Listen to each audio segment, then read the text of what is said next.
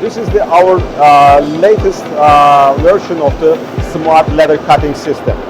What is the difference between the other traditional cutting system is the cutting tools and the cutting bridges are moving into the both sides of the machines. And also by the working of the offline system, by this way you can get the maximum volume of the cutting pieces by this way. So the one section of the machine is for the cutting unit, and you can use the other section as a collecting unit.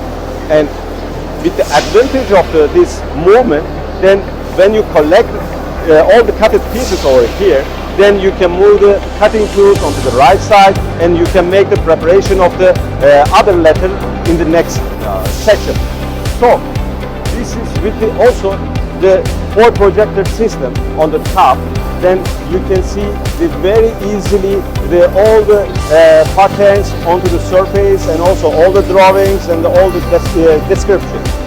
And in the other hand, the most important thing that the cutting speed and the cutting efficiency, because the distance between the parts, it is very important for the producers, for the money saving of course, that it's between 0 point sometimes and up to the 1 millimeter. It's quite okay, and you will be very happy when you see the cutting results after the cutting process.